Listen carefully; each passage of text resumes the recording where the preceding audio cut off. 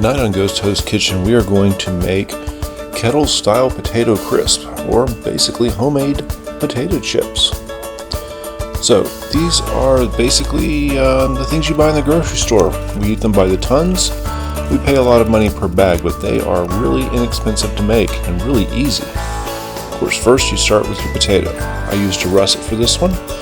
Doesn't mean that that's a requirement, but different potatoes will give you different flavors. Second, you want to cut them very, very thin. Yeah, you can do it with a knife or a mandolin. I have this handy device for slicing things. The thinner, the better. After that, you want to give them an ice bath. Leave them in there about half an hour. I find using a colander makes it really easy to get them out of that ice bath. What you're doing here is you're washing that starch off. Give you a crispier chip. Just get them in there, let them rest, swirl them around a little bit.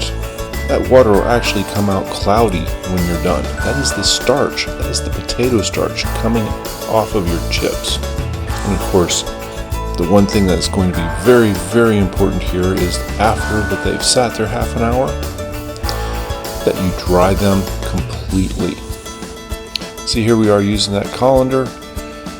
They just come right out. Agitate that water a little bit. Get the last of that starch off of them. And like I said, you want to make sure they're very, very dry. We're talking British comedy dry. Of course, you don't want to let them air dry because you don't want them to turn brown or anything. So just put them on some paper towels and pat them off really, really well. Now the reason you want to do this is because water and oil don't mix. If you put some water into hot oil, it will pop, it will explode. That water will instantly turn to steam and blow hot oil all over the place, including you, which does not feel good. So in this instance, we're going to use a little home fry daddy. These are pretty inexpensive. You can pick them up at most of your big box stores. You can also use a Dutch oven. And I would be remiss if I didn't say a word on oil here. There's a lot of people that have their preferences in oil. I'm using just plain vegetable oil in this case, but you could use peanut oil or grapeseed oil.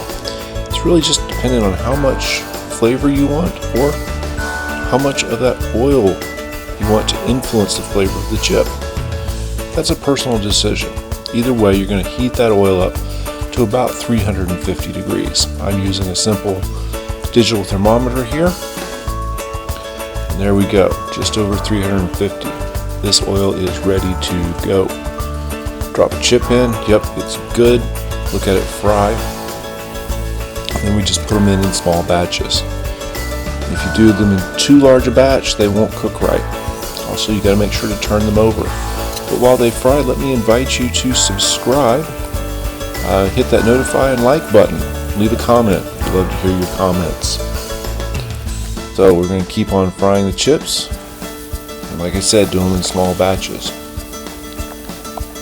They'll come out all sorts of colors of brown, but they will be crunchy. And we serve them with our cheeseburger sauce. See this video for how to make our cheeseburger sauce. Thanks for watching this episode from Ghost Host Kitchen.